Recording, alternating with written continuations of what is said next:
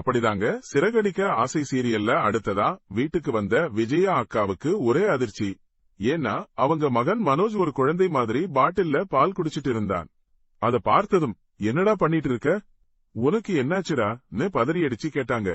ஆனா மனோஜ் ஒரு பதிலும் சொல்லாம அதே மாதிரி பால் குடிச்சுக்கிட்டு இருக்கவும் விஜயா அக்கா சத்தம் போட்டு அண்ணாமலை மாமாவை கூப்பிட்டாங்க. அந்த சத்தம் கேட்டு வீட்ல உள்ளவங்க எல்லாரும் ஓடி வந்தாங்க. மனோஜ் பண்ற இந்த அட்ராசிட்டிய பார்த்து அவங்களுக்கும் தலை சுத்தி போச்சு. என் பையன் படிச்சு பெரிய இடத்துக்கு வருவான்னு நினைச்சேன், ஆனா இப்படி ஒரு மனநலம் பாதிக்கப்பட்டவன் ஆகிட்டானேன்னு கண்ணு கலங்கினாங்க விஜயா அக்கா.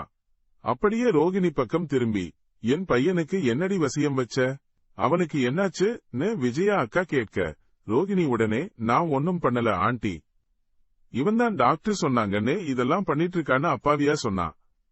இத கேட்ட முத்துவுக்கு சந்தேகம் வர அவன் உடனே மனோஜ் கிட்ட எந்த டாக்டர், அவங்க நம்பர் கொடுன்னு கேட்டு உடனே அந்த நம்பருக்கு போன் பண்ணி மனோஜ் பண்ற சேட்டைகளை எல்லாம் சொன்னான்.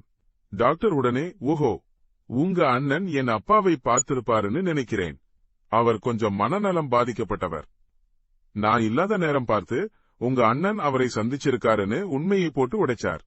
அந்த உண்மைய முத்து அண்ணாமலை மாமா கிட்ட சொல்ல மனோஜ் அப்படியே தலை குனிஞ்சு போயிட்டான். விஜயா அக்காவுக்கு கோபம் தலைக்கு ஏறி எல்லா முன்னாடியும் என் பையனை அசிங்கப்படுத்துறியாடான்னு கத்துனாங்க. ஆனா கொஞ்ச நேரம் கழிச்சு முத்து, ஸ்ருதி, மனோஜ் 3 பேரும் இந்த விஷயத்த பத்தி பேசி சிரிச்சுக்கிட்டு இருந்தாங்க.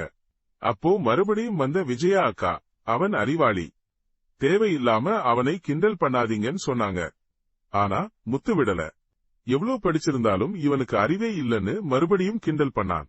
இதனால விஜயா அக்கா ரொம்பவே அப்செட் ஆகிட்டாங்க. இப்படி வீட்ல கலாட்டா நடந்துட்டு இருக்கும்போது ரோகிணிக்கு அவங்க அம்மா கிட்ட இருந்து போன் வந்தது.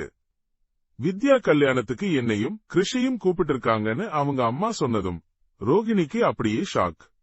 ஐயோ, நீ வர வேண்டாம், அங்க முத்து, மீனா 2 பேரும் இருப்பாங்க, அங்க வந்து என்னை மாட்டிவிட பார்க்கிறியா, நான் தான் கிருஷோட அம்மான்னு அவங்களுக்கு தெரியணுமா, அதெல்லாம் வேண்டாம், நீ வர வேண்டாம்னு பதற்றமா சொல்லிட்டு போனை கட் பண்ணிட்டா.